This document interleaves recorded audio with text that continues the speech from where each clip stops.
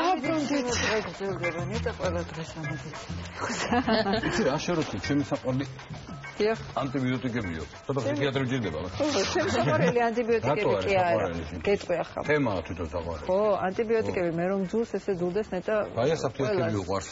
თუმცა ვაღიარებ მათ არ ვიცი. ანტიბიოტიკების ზარმაზარ მნიშვნელობას კაცობრიობის განვითარებაში, მაგრამ ის რაზეც ახლა უნდა ვისაუბროთ, არის ძალიან მნიშვნელოვანი, იმიტომ რომ სანამ ეს სტატისტიკა არ დაიდო, სანამ არ აღიარდა, სულ ვაღადებდი ტყუილა და რო ვიძახდით, რომ თქვი თვითნებური, მაგრამ ექიმებიც ხო, როგორ წოდავენ, როდესაც ნიშნავენ ჩემს საყვარელი სიტყვა უპრაგუნოთ ანტიბიოტიკებს. მოდით მონოლოგი რა. ბევრი რინა კიდე სწავს უბრალოდ მეზობელი რო ეტყვის ან თავის ნათესავი ან ახლობელი ისეთ სწავს. საქმე კი იმაში სწორედ აი შენი საყვარელი სიტყვა რომელიც უპრაგუნოთ მიღება ამ ანტიბიოტიკებისა სერიოზულ შედეგებზე გადის, იმიტომ რომ რეზისტენტობა ამ სიტყვის მნიშვნელობა ჩვენ მაყურებელმა უკვე კარგად იცის. ვითარდება ამ პრეპარატებს და ის უძლური ხდება იმ ინფექციური დაავადებების სამკურნალოდ, რომლისთვისაც ის შეიქმნა და რომლისთვისაც ის არის სასიცოცხლოდ აუცილებელი. ამიტომ მხოლოდ ექიმების, მხოლოდ ჩვენი 4 ადამიანის, ასე ვთქვათ, ძალისხმევა ამისთვის არ არის საკმარისი და სწორედ იმიტომ, რომ მოსახლეობას და ყველა ექიმს მთელი ქვეყნის მასშტაბით ქონდეს უფრო მეტი ცოდნა და უფრო მეტი ინფორმაცია, საჭიროდ ჩავთვალეთ, რომ ვისაუბროთ ამ სტატისტიკაზე და ვისაუბროთ იმ გზებზე, რომლითაც იგეგმება ამ სტატისტიკას. ჩემთვის ყველაზე ესეთი მაგალითი შემაშინებელი მაგალითი ისი რა არის? მე რო ვსვავ ანტიბიოტიკს, ამითის შენ გაზარერებ, იმიტომ რომ მე უკვე ამ შტამს უკვე ვაჩვევ ამ ანტიბიოტიკს და შენზე ის ანტიბიოტიკი უკვე აღარ იმოქმედებს, აღარ მოერება ვირუსს. აი ესე ასე რო არ ვისაუბროთ, ესეთი სიტყვები და ცოტა უფრო პროფესიონალური აზრი მოვისმინოთ, მოდით მოვიწვიოთ პაატა ინაძე, დაავადებათა კონტროლისა და საზოგადოებრივი ჯანმრთელობის ეროვნული ცენტრის გენერალური დირექტორის მოადგილე და მარინა ჯავახაძე, ინფექციონისტი მედიცინის მეცნიერებათა დოქტორი, სამედიცინო უნივერსიტეტის პროფესორი. გელოდებით. მოგძანდით. ჩემს ჩაკითხვას მოგესალმებით. დიდი მადლობა რომ მოგძანდით. და ალბათ პირველი შეკითხვა ბატონ პაატასთან, იმიტომ რომ საერთოდ მოსახლეობას უყვარს ციფრები, მოსახლეობას უყვარს ფაქტები, რომლიდანაც ასე ვთქვათ, იკვეთება ჭეშმარიტება. სტატისტიკა, ასე ვთქვათ, ბოლო 10 წლეულის, რომელიც ეხება ანტიბიოტიკებს და იმ რეზისტენტობას, რომელიც გარკვეულმა პრეპარატებმა გამოიმუშავეს ინფექციურ დაავადებებთან მიმართებაში. კი ბატონო, სიტუაცია ძიმეა, ჩვენთან არა მარტო მთელ სოფლის პრობლემაა, იმიტომ რომ ბოლო მაგალითად 10 წლეულში სულ 2 ახალი ანტიბიოტიკია სულ შექმნილი. მაშინ როცა თქვა 70-იან 80-იან წლებში ათეულობით ანტიბიოტიკი იყო შექმნილი. ანუ გამოილია ახალი ანტიბიოტიკები და სამწუხაროდ ბაქტერიების დიდი უმრავლესობა გახდა გამძლე. ისეთი მთლად მომხმარებელი არ ყოფილა პაციენტი ამის ზუსტად ეს მინდოდა. არა, მიზეზი სწორედ ის არის, რომ რა თქმა უნდა ბაქტერიებში მუშაობს, ასე ვთქვათ, ევოლუციური იბრძვიან თავისთვის, ხო, ისინი თან ერთმანეთსაც უცვლიან ამ რეზისტენტობის გენებს, ეგეც ძალიან ცუდია, მაგრამ ძირითადი მიზეზი არის, რომ ჩვენ ვუწყობთ ხელს გამოყვანაში რეზისტენტული ფორმების. არამიზნობრივი გამოყენებით. არამიზნობრივი, არასწორი, ასე ვთქვათ, დანიშნულებით გამოყენებით, დროის ინტერვალების დაუცველობით, თქვათ, როგორც არის, თქვათ, სამჯერ დღეში კი არ უნდა, 8 საათში ერთხელ უნდა. შეაბრუნოს მე უკვე რა თქმა უნდა ბაქტერია, ეს უნდა კარგად დავიმახსოვროთ, რომ ანტიბიოტიკი არ არის წამალი. კლასიკური გაგებით, რომ ეხლა ჩვენ ორგანიზმს წამალი რატო შეყვავს, რომ რაღაცა ფუნქცია გავაუმჯობესოთ. ანტიბიოტიკი არის, ეხლა ჩვენ ვარ სინჯარა, ამ სინჯარაში არის მიკრობი და ანტიბიოტიკი მივიღოთ, რომ ამ სინჯარაში მოკლას ან გამრავლებაში აჩეროს ამ მიკრობების. თუ არასწორად მოვიხმართ ჯერეთი არ დაგვაიტოს, რომ ჩვენი ბაქტერიები ყავს ძალიან ბევრი, რომელიც უფრო მეტი ბაქტერია ყავს ჩვენ, ვიდრე ჩვენი უჯრედებია. ჩვენი სხეულის უჯრედები. მაგრამ ზოგი გვჭირდება და ისინი ყველა გვჭირდება, რომელიც ჩვენ გვაქვს და ანუ თავისთავად ანტიბიოტიკი ჩვენთვის ორგანიზმისთვის ცუდისმეც არაფერს არ აკეთებს, მაგრამ მისი დანიშნულება არის, რომ მოკლას ცუდი ბაქტერია. ეხლა წიგნებით ხართ მობრძანებულები და მინდა რაღაცნაირად მივიყვანო საუბარი ამ წიგნებამდე. ექიმების ცოდვა ვთქვათ ამ პრობლემაში და ყველასი არა რა თქმა უნდა, მაგრამ რაღაცა პროცენტი უნდა აიღონ ექიმებმა საკუთარ თავზე, როდესაც ნიშნავენ ამ ანტიბიოტიკს, ხო? ეხლა ექიმის დანიშნულ ანტიბიოტიკს დაალევ უკვე როგორც არ უნდა გინდოდეს. მოდით მაშინ ასე ვთქვათ, რომ ვთქვათ, ბევრ ქვეყანაში და მე ვიცი, რომ თბილისშიც უკვე ზოგიერთ კლინიკაში ეს დაინერგა. უბრალოდ პაციენტს უწერენ კიდევ ვთქვათ შესასრულში, რომ კითხე ექიმს რატომ მინიშნავ ანტიბიოტიკს. მართლა. რატომ მინიშნავ ანტიბიოტიკს? მაგის აღიხსნის, ხო? არა, ნუ აი აღიხსნას, კი ბატონო, აღიხსნას, ოღონდ რატომ დაგინიშნა ანტიბიოტიკი? მე პირველ ახსნას ექიმებსაც, რომელიც თქვათ არამიზნობრივა, თავის დასაცავ უარესი რო არ გართულდეს. რამე არ გამო. რო არის წონდა ჩხარა რო აგდეს. ან და თქვათ ჩირქია ყელში და აუცილებელია ეს ჩირქი ყელში და აიზო, მაშინ აუცილებელია, მაგრამ მე თუთობის ანთება არ განვითარდეს? ხო, ნუ აი და არ განვითარდეს, უცებ რო განვითარდეს, არ არის სწორი, ხო? როგორი უნდა იყოს მაშინ სწორი მიდგომა თუნდაც ინფექციონისტის ან ნებისმიერ ექიმის, ვისაც აქვს რეცეპტის გამოწერის. კიდევ ერთხელ მივესალმებით ჩვენს ტელემაყურებლებს და ძალიან დიდი მადლობა ესეთი პრობლემური საკითხისთვის. ნამდვილად პრობლემა და ნამდვილად კატასტროფული მდგომარეობა მსოფლიოში და მსოფლიო სამედიცინო საზოგადოება ამას ძალიან სერიოზულად აღიქვამს და ძალიან სერიოზულად უდგება და ამიტომ ძალიან გვინდა რომ ეს მოსახლეობამდეც მივიდეს. იმის გამო რომ მოსახლეობამ ეს გაითვალისწინოს და გაითავისოს, ამისთვის აუცილებელია მისი სწორი ინფორმირებულობა.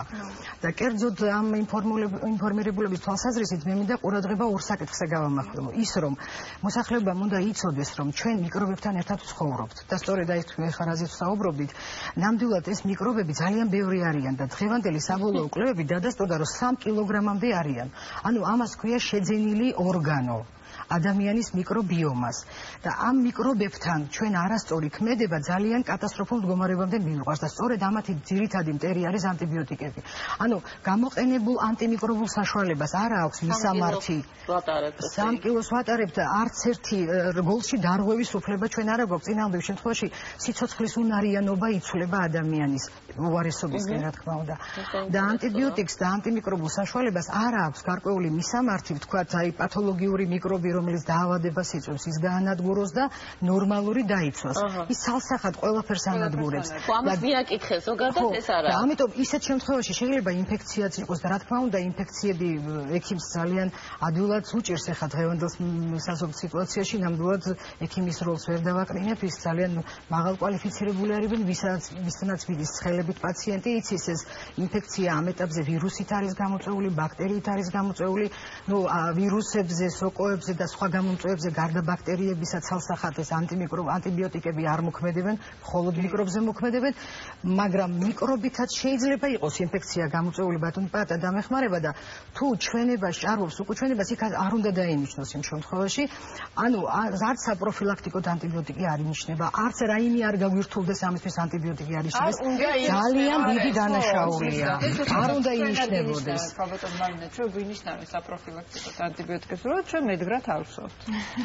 ხო, აი მაგრამ მოსახლეობიდანაც არის ესეთი კონტინგენტი დამეთანხმებით ახლა ჩვენ ჰოსპიტალში ვართ და პირველადი ჯანდაცვიდან რამდენიმე ეტაპზე გამოვლილი პაციენტი ხვდება ჩვენთან. და არიან მოსახლეობა, რომელიც დღეს მეტნაკლებად და რამდენიმე წლის წინ კიდევ უფრო მეტად იყო, ცალსახად ეძებს ანტიბიოტიკ გამომწერელ ექიმს. ერთმა არ გამოუწერა, მიდის მეორეს და მესამემ და ბოლოს რომ მივა იმ კონდიციამდე რომ გამოუწერა, უკვე მაყოფილი რჩება, იმიტომ რომ ნამდვილად ცალსახად კიდეც რო არ ჭირდებოდეს და თავისითაც რო რჩებოდეს თავისი მიკრობიომით, ან ეს მიკროორგანიზმები მას მორჩენაში ეხმარება. რა თქმა უნდა. ამით რო რჩებოდეს ცალსახად მაინც მინიმალური ეფექტი იმ შემთხვევაში აქვს. ეს ეფექტი რაში გამოიხატება? სიცხე გამოუნელდება, ხოლება აღარ გაურთულდება და გონია მორჩენს. მაგრამ აი აქ დგება პრობლემა და აი აქ დგება რთული სიტუაცია. ის მიკრობი, თუ ანტიბიოტიკი მით უმეტეს არასწორი დოზით, ძალიან ხანმოკლე დროით, არასწორად იქნება დანიშნული, ამ შემთხვევაში არასწორ დაცვაში რა გვაქვს, განა არის ექიმა იცი, მაგრამ არ არის საკმარისი 2 დღე 3 დღე გაიკეთებ და გეყოფა. ის თუ დაინიშნება, იმ ბაქტერიების სრული ელიმინაციისთვის უნდა დაინიშნოს, რომ არ გადარჩეს. თუ არ უნდა, თუ უნდა გამნიშნოთ მაინც და მაინც. წინააღმდეგ შემთხვევაში თუ ისინი გადარჩა, ის მიკრობი ხომ იმ ორგანიზმში რეზისტენტობას ინარჩუნებს, ანუ მდგრადობას და მეორედ იმ ბავშვს რო დაჭირდეს, პრაქტიკულად აღარ იმოქმედებს თუ მოზრდილს ის ანტიბიოტიკი. და 1000 გენების და კიდე უამრავი მექანიზმებით ამ თავის მდგრადობას და რეზისტენტობას თქვენ ძალიან კარგად მსჯელობდით დასაწყისში, როცა სანამ ჩვენ შემოვიდოდი სტუდიაში, ვფიქრობდი ექიმების საზოგადოება ხომ. ამ სამშაბათებმა ჩვენ ექიმების მოყვარულს ესე იგი ძალიან აკადემიურად და ძალიან ისე თანამედროვე საერთაშორისო კვლევების დონეზე მსჯელობდით, რომ გადასცემენ არა მარტო თავისნაირ მიკრობებს, არამედ ყველას, სხვებსაც. და ის მუდმივად რჩება რეზისტენტული და კიდევ ერთ დავამატებთ ფლემინგმა 20 საუკუნის დასაწყისში, როდესაც პენიცილინი გამოიგონა, ეს იყო 20-იანი წლები, მაგრამ ნობელის პრემია 45 წელში მისცეს აი ამ გამოგონებისათვის. უკვე 46 წელში ანტიბიოტიკების 6% იყო რეზისტენტული პენიცილინზე. 46 წელში და 64 წელში უკვე 60% იყო რეზისტენტული. და ფლემინგმა დატოვა ფრაზა ანუ გამოიყენებთ პენიცილინს იქ, სადაც დიაგნოზი არ არის დასმული. და თუ გამოიყენებთ საჭირო დოზით და საჭირო ხანგრძლივობით გამოიყენებთ, ანუ ანტიბიოტიკიც გამოიგონა და დამოძღვრაც მოხდა. ანუ რეზისტენტობის პრობლემა უკვე გამოგონებასთან ერთად დადგა. გამოგონებასთან ერთად იდგა. ამიტომ უნდა ვისაუბროთ გამოსავალზე, ალბათ ბატონო პატა, სახელმძღვანელო, რომელიც არის მომზადებული, ასე ვთქვათ, ექიმებისთვის და საერთაშორისო კვლევებზე და გამოცდილებაზე დაყრდნობით. მიუხედავად იმისა, რომ ვთქვათ, აი ამ რეცეპტების სისტემის შემოღებამ ალბათ გარკვეულწილად ეს დაასტაბილურა მაინც, ხო? თვითმკურნალობის, ასე ვთქვათ, სეგმენტი მოხსნა. ეხლა დაგვრჩა ექიმების სეგმენტი, ასე ვთქვათ. და სწორედ მათთვის მოგვიყევით ნუ ეს მართლაც რას ვკითხულობთ ამ სახელმძღვანელოში? ეს სახელმძღვანელო მართლაც ძალიან ასე ვთქვათ გამოადგება ჩვენ ექიმებს. ეს არის ბოლო 2015 წლის სანფორდის თარგმანია ქართულად. რა თქმა უნდა ეს ვთქვათ ინტერნეტში ფასიანია სოციალურ ინტერნეტში ჩვენს ვიყიდეთ ნებართვა იმისაც რომ ასე ვთქვათ გადაგვეთარგმნა ქართულად. და ნუ ხედავთ რომ ფორმატიც ისეთი არა ჯიბეში ანუ ეს პრინციპში ყველა ხალათის ჯიბეში ჩაეტევა ეს კი ხალათის ჯიბეში უნდა ედოს ექიმს იმისათვის რომ აქ მართლაც კი ყველაფერია თქვა შორის არა მარტო ანტიბაქტერიული საშუალებებია ამაში ანტივირუსულებზეც არის თქვა ამავე სახელმძღვანელოში იმუნიზაციაზეც არის თქვა შორის შიგნით ანუ ეს არის ისეთი რაღაცა რაც ნუ ძალიან უბრალოდ მართლა მიხარებთ ჩვენ ექიმებს ქართულ ენაზე შეეძლებათ ეს სახელმძღვანელო კონდეს. ხოდა ეს უნდა წაიკითხოს თუ უნდა თან კონდეს, რომ კონკრეტულ სიტუაციებში გეხმარება თუ ზოგადად. არა, ეს გეხმარება კონკრეტულ სიტუაციაში. ანუ ძალიან მარტივი სახმარია, აქ არის დაალაგებული დაავადებებად, აქ არის დაალაგებული ანტიბიოტიკებად, აქ არის დაავადებული ეს რაღაც სიტყვა თქვა, რომელიც თუ გაინტერესებს თქვა, უბრალოდ სიტყვების არჩევით შეგვიძლია მონახო რომელ გვერდზე არის. ბოლოში სარჩევი. ბოლოში არის ძალიან ისეთი მარტივი სარჩევი. ანუ კიდევ ერთხელ ვამბობ, აი ძალიან დიდი ბედნიერება უბრალოდ რომ ჩვენ ექიმებს შესაძლებელი აქვს რომ აი ეს კონდეთ ქართულ ენაზე და შესაძლებელია თუ ეს რაღაცა ისეთი გავრცელებადი უნდა იყოს ეს სახელმძღვანელო რომ ყველას უნდა ეს ეხლა გეტყვით დაურიგდება ყველა სოფლის ექიმს ექნება ასე ვთქვათ გარდა ამისა ყველა პირველად დაწესებულებას ჯანდაცვის პოლიკლინიკას და ყველა საავადმყოფოს ასევე საჩუქრად გადაეცემა ნუ ექიმებს თითოეული ვთქვათ სოფლის ექიმებს და დანარჩენ დაწესებულებებს ნუ სიდიდის მიხედვით 2-3 წელი ასე რომ ხელმისაწვდომი იქნება თითქმის ყველა სამედიცინო დაწესებულებაში ეს იქნება ეს კაი პაციენტი მივამის. რაოდენობის ნებართვა ესა მეთახმება აი ეს პერიოდებზე 3000 ცალის ნებართვა რომ დაიბეჭდოს თვითონ იმ ავტორისგან ნებართვაც შეძენილია და რაც შეეხება კიდევ თქვენ პასუხს თქვენ კითხვაზე მინდა პასუხი. ნამდვილად ეს ყველას ხელში არ უნდა იყოს. ეს წიგნი არა ექიმის ხელში არ უნდა მოხვდეს. რატო ხანი მეჭირება რა? არა, შეცდომაში შეიყვანს არა ექიმს, არა მიზანმიმართული და არა რაციონალური ზუსტად მაშინ იქნება გამოყენება და მე ნამდვილად ჩვენი საუბარი აი პირველი ეტაპის და მეორე ეტაპის აი ცალსახად მინდა თქვენს ეს ძალიან მიზანმიმართულად წარმართეთ, უნდა გამიჯნულიყო მოსახლეობისთვის და ექიმისთვის. ეს სახელმძღვანელო არის ცალსახად ექიმისთვის. აი მე შეგვიძლია გითხრათ რომ 10 წლების წინ რამდენი 10-15 წლის წინ საერთაშორისო კონფერენციებზე ჩვენ როცა მოვხვდით და ეს პირველად შევხვდით ინგლისურ ენაზე და დღემდე სარგებლობთ სარგებლობდით ჩვენ ჰოსპიტალის ექიმები, ძირითადად კრიტიკული დეპარტამენტის ექიმები, რომელსაც თქვათ ენობრივი ბარიერი არ ქონდა და შესაძლებელი იყო მუდმივად კონსულტანტები, ექსპერტები ამით სარგებლობდნენ. დღეს ის კი არა რომ ეხლა შემოვიდა საქართველოში, არა, ჩვენ მუდმივად სარგებლობდით ამ წიგნით, მაგრამ ქართულ ენაზე გამოცემული წვდომადი იქნება ყველა ექიმისთვის. აი, რა ვკითხოთ, ეხლა თქვენ ამას დაარიგებთ? მაგრამ ხო შეიძლება რომ არ შეიცვალოს არ გამოიყენონ თქვათ, აი რა ხო ხდებით რას გეუბნებით ეხლა მარტივ რაღაც ისეთ ენაზე მაგრამ ჯანდაცვის ორგანიზაცია ჯანდაცვის სამინისტროს დავალებით ხოვნით თუ ვერ გეტყვით პირველი ეტაპზე დაიგეგმა და უკვე შესრულდა თქვენი მონამორჩილი ხელმძღვანელობს ამ პროგრამას ანტიმიკრაციონალური ანტიმიკრობული თერაპია პირველად ჯანდაცვის სისტემაში. ანუ მინდა გითხრათ რომ როდესაც ექიმთან ხვდება პაციენტი მძიმე პნევმონიით და გართულებული ჰოსპიტალში მას უკვე ხელფეხი აქვს შეგრული პრაქტიკულად 5 ესეთი უმძლიერესი ანტიბიოტიკია გამოყენებული და გამოსავალი აღარ აქვს სენფორდი კი არა აღარ უშველის არაფერი თუ სერიოზული ანტიბიოტიკი არ გამოიყენა რომ მოარჩინოს პაციენტი. ამიტომ ამ საქმის მოგვარება უნდა დაიწყოს სწორედ პირველადი ჯანდაცვიდან. იქ რომ არ მოხდება გამოყენება პირველად ჯანდაცვაში ოჯახის ექიმების, სპეციალისტების, პედიატრების, თერაპევტების მიერ უკვე ადვილად შესაძლებელია ყველა დონეზე იყოს გამოყენებული. ამიტომ ზუსტად მაგას აკეთებს ახლა ჯანდაცვის სამინისტრო და პროგრამა მაგას ემსახურება რომ პირველად ჯანდაცვის სისტემაში დაინერგოს. თუმცა მე მინდა გითხრათ რომ ეს წიგნი იმდენ ინფორმაციას იტევს ვიზუალურად არტოვებს ამ შთაბეჭდილებას. ესე იგი 100-ჯერ მეტი ინფორმაცია შიგ ვიდრე შეიძლება აი თქვენ წარმოვიდგინოთ რომ შიგ შეიძლება ეტეოდეს. უბრალოდ გამოყენების წესი აქვს. აი სად უნდა იპო, უცებ როგორ უნდა იპო. ამის საკითხვა შეუძლებელია, ამის სწავლაც შეუძლებელია. უბრალოდ ამის გამოყენებას უნდა სწავლა. უცებ სად გადაშალოს, სად იპოვოს ოტიტი სხვა და დაზეტირება შეუძლებელია. დაზეტირება შეუძლებელია და ცოდნაც შეუძლებელია. ძალიან დიდი ინფორმაცია. ამიტომ უნდა კომპაქტურად, ეს უხერხული არ არის პაციენტის თანდასწრებითაც ისეთ შესაძლებელია ამის გამოყენება. უცებ აი ამ შემთხვევაში, როდესაც პაციენტს არ აქვს ანტიბიოტიკი გამოყენებული, არის 2 წლამდე ასაკის, აქვს ოტიტი, რომელი ინფორმაციას აძლევს, რომელი მიკრობი შეიძლება იყოს. ზუსტად პასუხის ლაბორატორიის გარეშე აძლევს დოზის შესახებ ინფორმაციას, აძლევს რა ხანგრძლივობით გამოიყენოს, რა გართულება შეიძლება მისცეს და თუ კიდე იმ ბავშვს ან იმ მოზრდილს რაიმე ეს არ აქვს, მაშინ რა გააკეთოს. იგი ყველა სვლა არის. თუ კიდე ის რა მოვიკითხეთ, უკვე მიღებული აქვს შემდეგი ეტაპზე რა ანტიბიოტიკია. მე ვისწავლე გამოყენებას.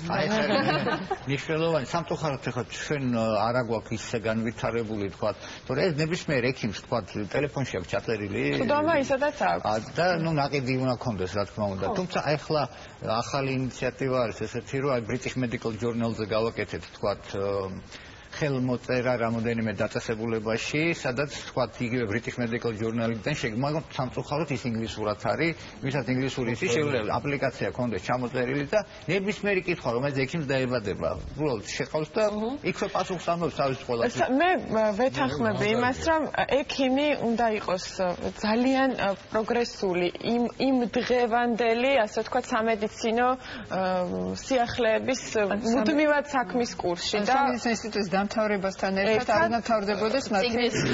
და ჩემთვის ასეთი ექიმია ძალიან ნდობით ვიმსჭვალები ასეთი ექიმის მიმართ. აი ეს არის ჩვენი ახლა ძირითადი ის რომ აი რამენაირად ეს გამოცემა ქართულად იქ British Medical Journal-თან წოდომა ქართველი ექიმებისათვის უფასოდ მათთვის ეს იქნება ძალიან ისე რომ მაქსიმალურად სამწუხაროდ ჯერ მარტო ინგლისურენოვანებისთვის იქნება ის. ბოლოს უნდა კიდევ ერთხელ თქვა რომ ეს არ იყიდება, ეს არის ექიმებისთვის განკუთვნილი.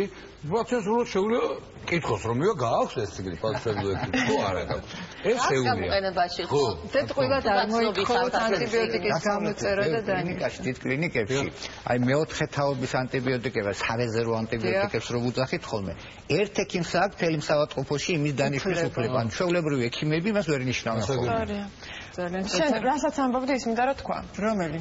ნუ მოითხოვთ, ნუ გამოიწერთ თვითონ მეზობელს ნუხოთ მომიჭერიო. კარგი ექიმი არ ნიშნავს რომ ანტიბიოტიკის გამოწერა ექიმს პირიქით, რაც უფრო ნაკლებ მეტ გზას მონახავს, ვიდრე ანტიბიოტიკამდე მივა, შეიძლება ეს ექიმი უფრო სწორია, უფრო პროფესიონალი, უფრო მართლია. და მიხარია რომ ეს პროექტი ამაში მთელ სამედიცინო სისტემას დაეხმარება და მადლობა თქვენ ეს რომ